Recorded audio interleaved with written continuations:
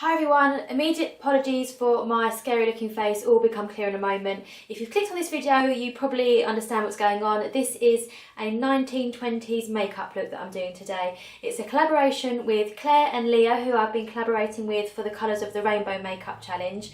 When that came to an end, we decided we weren't ready to stop. So Clare came up with a brilliant idea to do this makeup through the ages, makeup through the decades makeup look series. So we decided to do that, and we wanted new people on board as well. So we are really excited to welcome on board Tania or Tania from When Tania Talks or When Tania Talks. Every time I speak to her on Twitter, I mean to ask her how does she pronounce her name, because I haven't heard her say it in a video, so I'm not actually sure.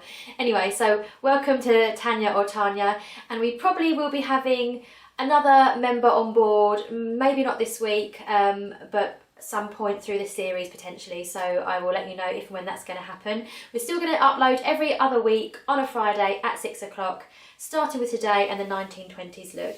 Now I'll do my little disclaimer that I do. When I do a makeup look, I don't call them makeup tutorials. I just play about with makeup on camera. This is actually the first time I've attempted to do this. I haven't practiced it either, so excuse me, frog in my throat.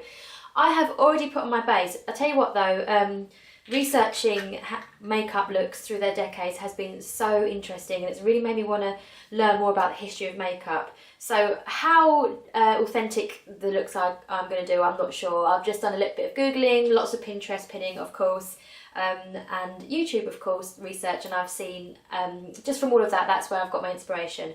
So I've started with my base already. I've got on the Rimmel BB cream in Very Light. The reason I've used this one is because in the 1920s, it seems that they went for pale skin. The paler the better, seemed to be their opinion. And some of the recommendations or the tutorials I've read about for 1920s makeup, if you want it to be authentic, is to actually go 4 shades lighter than your natural skin tone.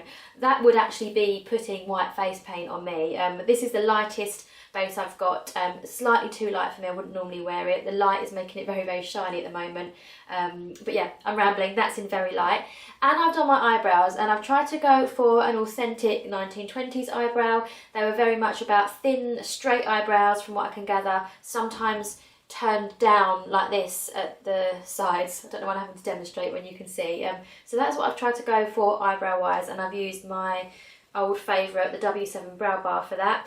I've prepped my eyelids with the MAC Painterly Paint Pot, and I'm going to go in, zoom you in for the eyes. Smoky eyes seem to be the look for the 1920s in the greys, blacks and browns, so I'm going to do a smoky eye today. So I'm going to start with a kohl pencil along the bottom lash line and the top lash line. I've got a YSL one here. It's called, I can't pronounce the French, de Son du Regard in black, but any black eye pencil I'm assuming would do the same trick. I'm going to put it all across the top lash. I'm not going to be too bothered about how neat that is, and I'm going to make it reasonably thick. And using a tip I saw on another YouTube channel, I'm going to do the bottom lash line in little dots and then just smudge them together.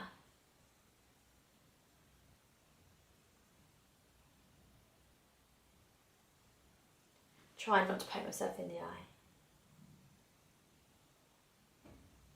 Ow.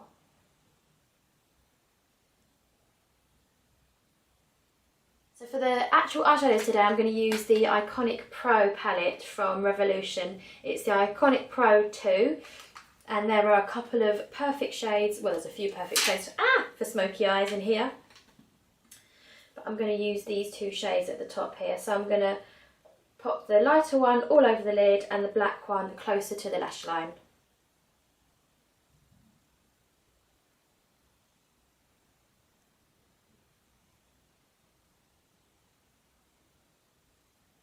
As much as their makeup look was quite dramatic in the 1920s, it seems quite simple to apply. I don't mean you don't need skill to apply it, but it was much more stripped back in terms of the number of products you used, even if it was very much not a natural look. I'm just going to use this very light, more shimmery shade just to blend everything out, make it a little bit softer.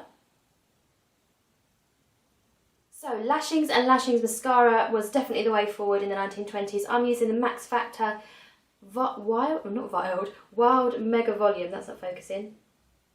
There we go, sort of Wild Mega Volume Mascara. I decided to go with the Max Factor mascara because that is one of the first makeup brands on the scene. They were definitely around in the 1920s. You could use falsies for the same effect, but obviously that would be cheating slightly if you wanted to do it authentically. So I'm just going to do loads and loads of layers of mascara.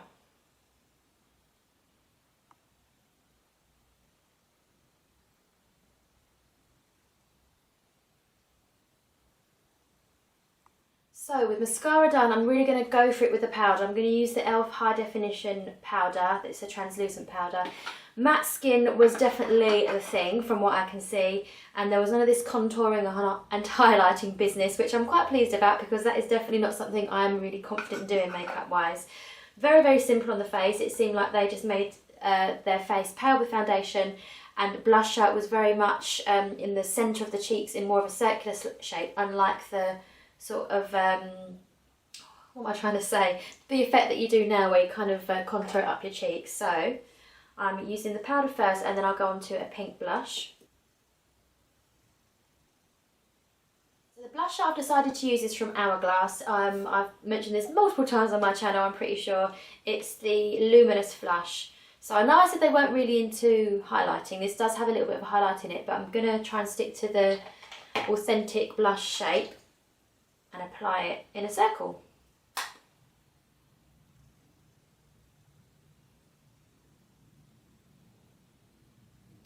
Oh, that's quite dramatic.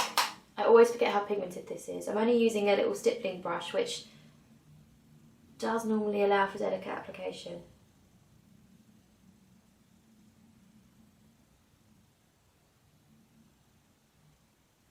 Wow, so I'm going to blend that.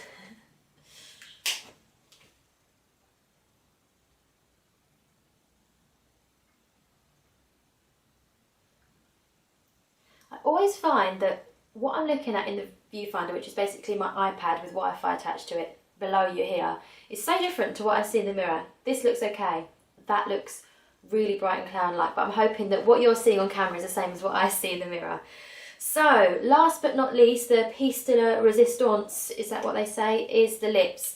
They seem to be obsessed with the Cupid's bow lip and very much making it look like a pouty lip rather than width-wise and just generally full lips, but just very, very pouty. So I'm going to see if I can draw on the shape with a lip brush to try and emulate that.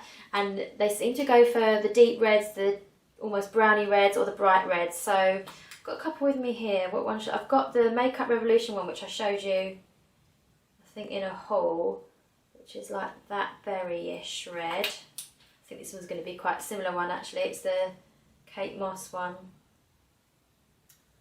which is the darker of the two. I'm gonna stick with the first one. Right, I've never attempted this before, so let's see how it goes.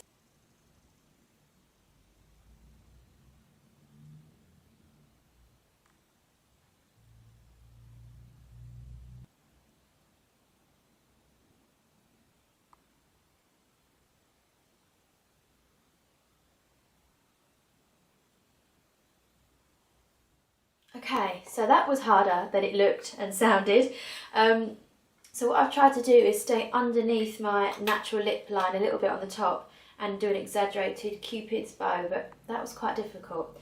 Anyway, I think that is everything. It feels like not enough makeup products because I'm so used to putting on the bronzer, the contour, the highlight, and all sorts like that. But so, I think I'm done. One more finishing touch. Right, so I've added my flapper headband and I think I am good to go.